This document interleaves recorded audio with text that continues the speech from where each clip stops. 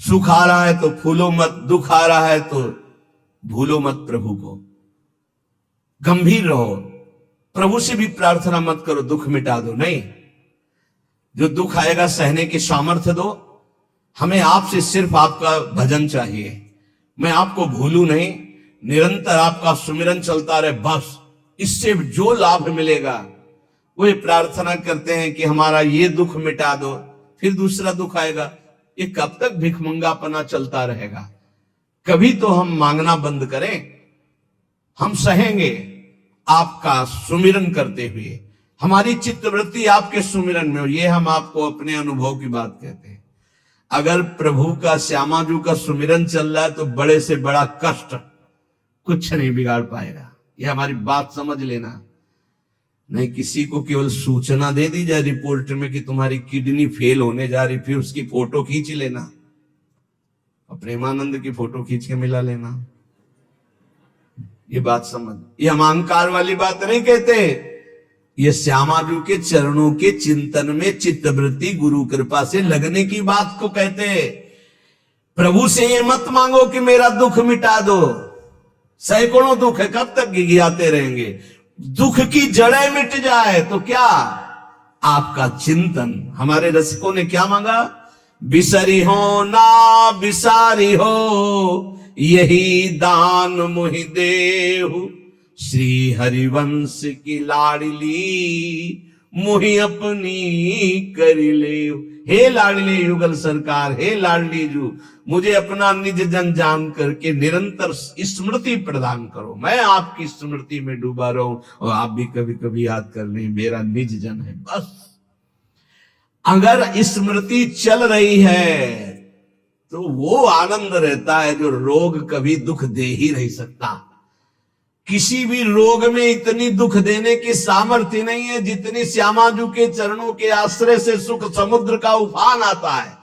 ये फेन बुदबुदा की तरह रोग के दुख इधर उधर लहराते रहते, कुछ फर्क नहीं पड़ता। अरे बोले तुम तो जाके जाए ना पांव बेवाई, वो का जाने पीर पर आई, प्रवचन कर रहे हो, कष्ट होता तो पता चलता। नहीं लोग कह देते कि प्रवचन करना सरल है, कष्ट होता तो पता चलता। तो सच्ची कहते हैं जितने तुम बैठे हो इतने में हमें लगता है किसी की दोनों किडनी फेल नहीं होंगी। नहीं होंगी, नहीं ऐसे नहीं बैठ सकते जैसे बैठे हो। श्यामाजू की कृपा से 1 बजे से चल रही दिनचर्या और 10:15 बजे तक ऐसी ही दिनचर्या चलेगी, गुरुजी तक ऐसे, फिर कुछ प्रसाद पा। ये किडनी से नहीं चल रहा, ये श्री जी की कृपा से चल रहा है। और वो कृपा आप सब पे भी है। केवल श्यामाजू के चरणों का आश्रय लेके चिंतन में रहो। इसलिए हम कहते हैं कोई कष्ट आए तो ये मत मांगो कि श्यामाजू कष्ट मिटा दो, घाटे में रहोगे। श्यामाजू हमारा चिंतन आपका हो तो कष्ट ही अनुभव में नहीं आएगा।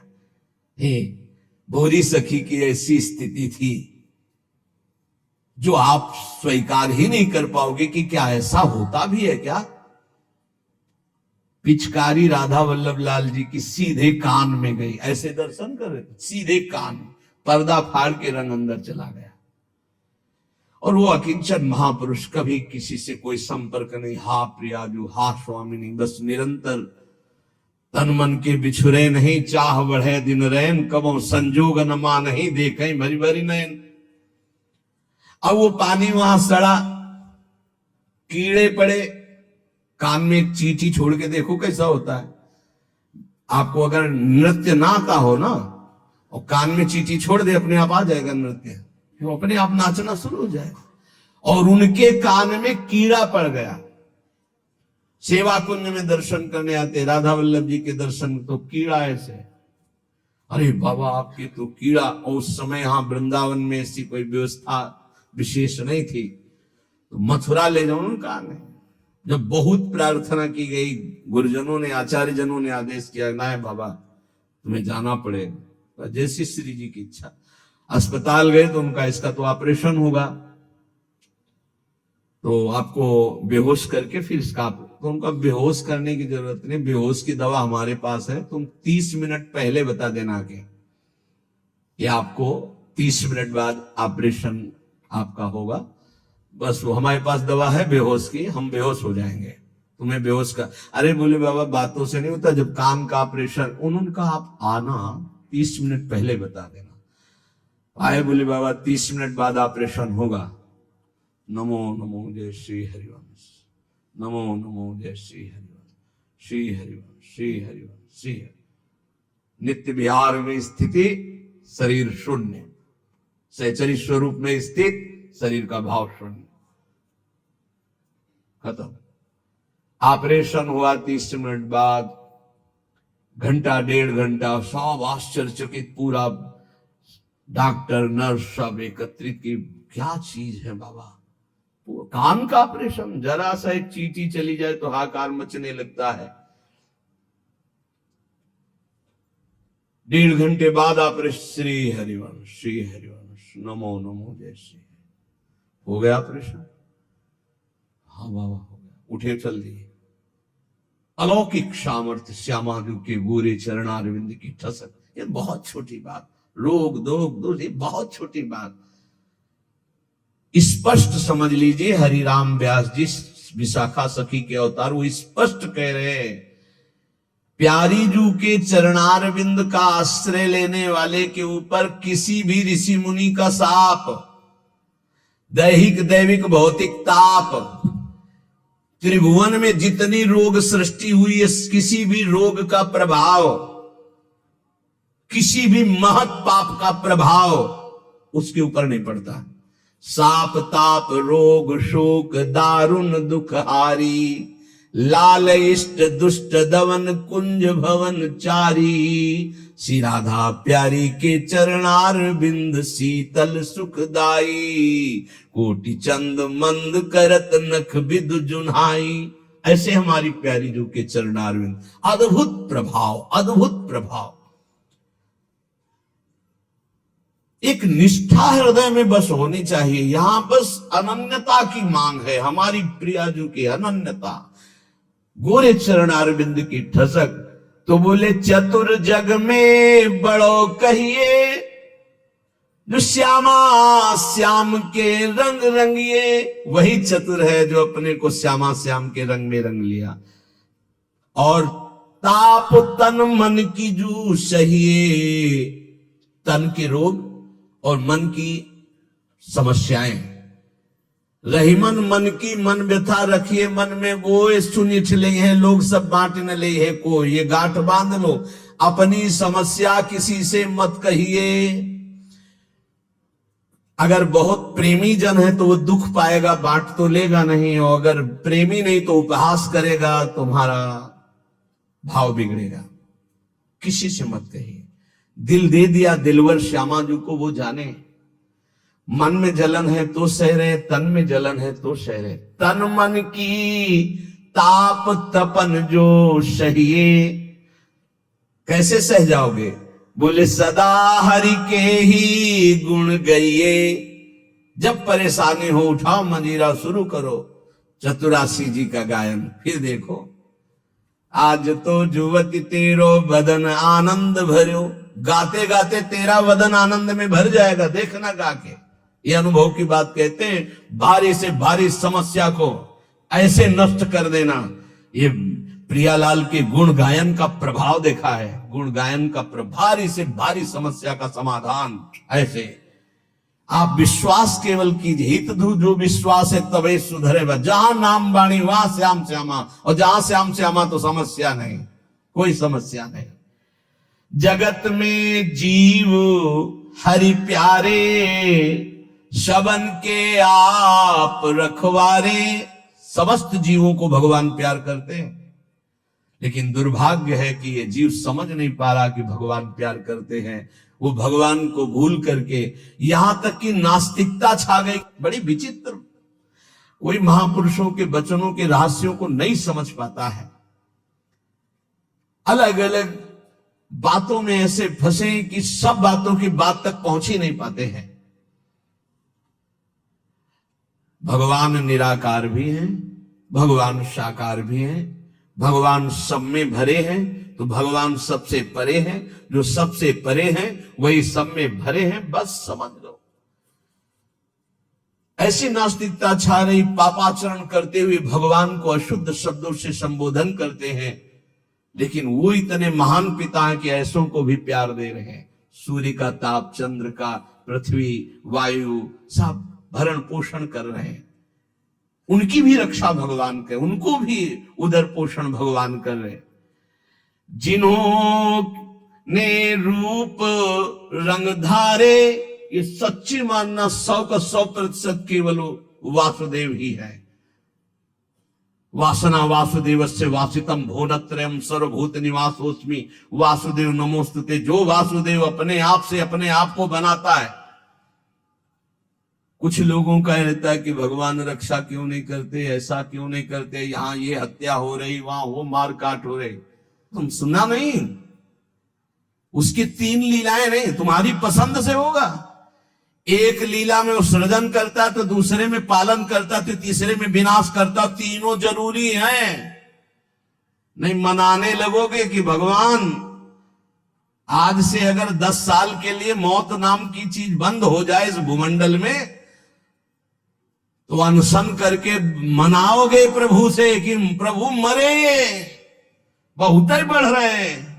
जीव चराचर में अगर सृष्टि का एक सोपान खत्म हो जाए कि मृत्यु ना हो, तो हाहाकार मच जाए। ध्यान रखना, मरना भी उतना ही अच्छा है जितना जन्मना और जितना पालन करना। और तुम्हारे वो मनोरंजन का नहीं है विधान, वो उसका खेल है। मृत्यु भी आवश्यक है, बहुत जरूरी है। विनाश भी जरूरी है। जैसे सृजन जरूरी है, वैसे पालन जरूरी है, वैसे विनाश जरूरी है। नहीं बताओ, कैंसर हो गया, वो सड़ रहा है, मार परेशान है, बोले मरना ही नहीं है। अब तो उसकी बड़ी समस्या है। अरे मरेगा तो नया शरीर प्राप्त करेगा। कोई प्यार नहीं करता, कोई प्यार नहीं करता। जिस दिन तुम बिस्तर में लग जाओगे, सब प्रार्थना करेंगे जल चढ़ा के भगवान से, इनको उठा ले। और अगर थोड़ा भी काम लायक हो, फिर भगवान को कोसेंगे, वैसे भगवान को मनाएंगे। मृत्यु भी बहुत जरूरी है, सच्ची मानना। तुमसे हृदय से बात कहते हैं, मृत्यु बहुत जरूरी है।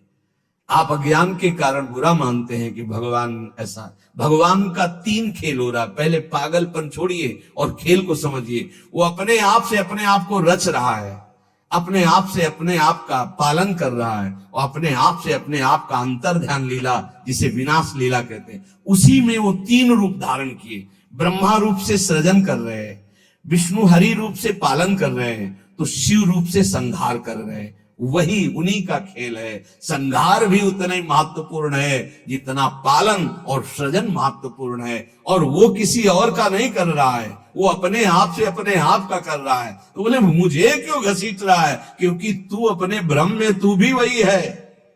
ये ना जानने के कारण तू अपने को, और सच्ची मानिए एक और आनंद की बात, कि ये सब विनाश का विनाश हो रहा है। जिसका सृजन हो रहा है उसी का पालन हो रहा है, उसी का विनाश हो रहा है। तेरा ना सृजन हुआ है, तू ब्रह्मा का बनाया हुआ नहीं है। ब्रह्मा का बनाया हुआ है 3 शरीर है, स्थूल सूक्ष्म कारण। ब्रह्मा का बनाया हुआ है 3 लोक। लेकिन ब्रह्मा को जिसने बनाया उसी का तू अंश है। तू कोई कृति नहीं है किसी की, तू किसी की कृति नहीं है। कृति में फंस गया है बस, इसलिए तू हाहाकार मचा रहा है। मैं बीमार, मैं मरा, मैं जवान, मैं सुंदर, मैं जन्मा।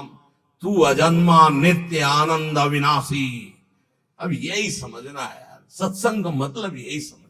एक बार समझ गए तो फिर रोना क्या, जब जाग गए तो फिर सोना क्या, समझ गए तो रोना क्या, मिट जाएगा ये जन्म जन्म का रोना। तेरा विनाश करने में कोई भी समर्थ नहीं है, स्वयं भगवान भी, सुदर्शन भी। सुदर्शन भी कृति का विनाश करेगा, तेरा नहीं, क्योंकि तू किसी की रचना नहीं है। सुदर्शन जी भी रचना का विनाश करते हैं। बोले शिशुपाल की ये गर्दन कटी, शिशुपाल कटा क्या? जो शिशुपाल था अंदर, वो तो दिव्य तेजो में होकर श्री कृष्ण में समा गया। सुदर्शन जी ने स्पर्श भी नहीं किया उसका, क्योंकि जो सुदर्शन वही वो। सुदर्शन जी कुछ नहीं कर सकते उसका। किसका? मेरा। मेरा किसका? पांच भौतिक शरीर का नहीं, जो मैं स्वरूप है, जो मैं स्वरूप, इस संबोधन मायाकृत है मैं मेरा, जो स्वरूप है, वो काल भी स्पर्श नहीं कर सकता उसका कभी विनाश नहीं हो सकता। किसका? बोले तेरा कभी विनाश नहीं हो सकता।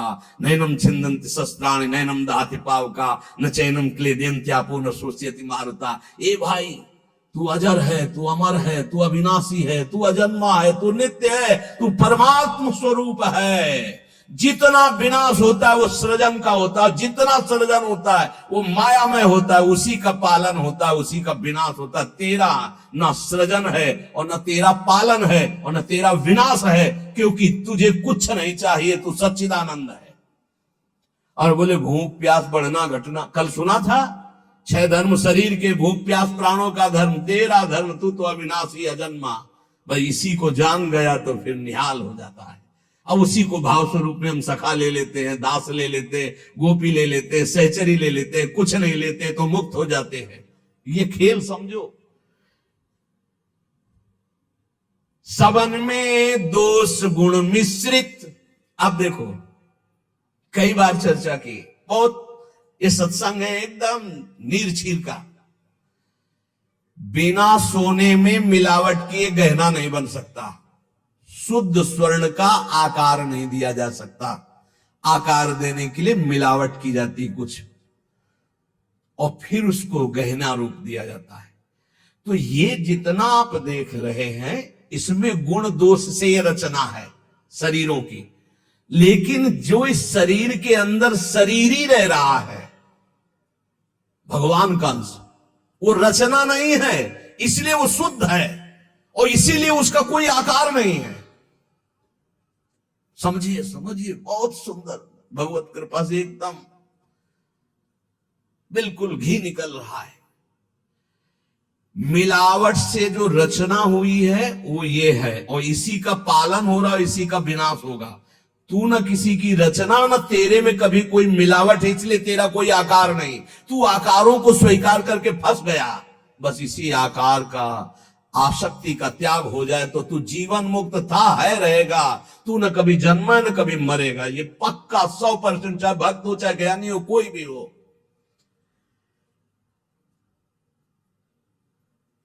देखो आगे वाली बात कह, विराजे आपको कहीं भी फिट कर लो, मैं को कहीं भी फिट कर लो। भगवान श्री कृष्ण कहते हैं जब सृष्टि नहीं थी तो मैं था, जब सृष्टि है तो मैं ही मैं हूं, जब सृष्टि नहीं रहेगी तो मैं ही रहूंगा। मैं, ठीक है, उसी को ज्ञानी जन बोल रहे हैं, मैं था, मैं हूं, मैं ही रहूंगा। तो परेशानी कौन सी बात है? आपको तो मानना है ना वो श्री कृष्ण में है, मत्ता परतरम नान्यत् किंचिदस्ति धनंजय। पर विशुद्ध ज्ञान ना होने के कारण एक दूसरे की निंदा करने लगते हैं। बहुत ढंग से समझिए। विराजे आप अंतरहित, सबन में दूध में ज्यों घृत। बोले भगवान सबके अंतर में विराजमान है। कैसे? बोले जैसे दूध में घी विराजमान है। तो हमने कई बार चर्चा में कहा बना के दिखाओ पूड़ी दूध में, ये दूध चढ़ाया, ये पूड़ी निकलने लगी। बोले नहीं निकलेगी।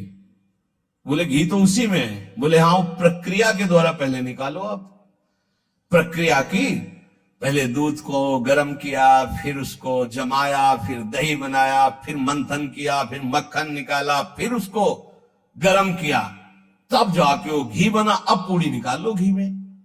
ऐसे ही सब में परमात्मा है, प्रक्रिया है, साधना।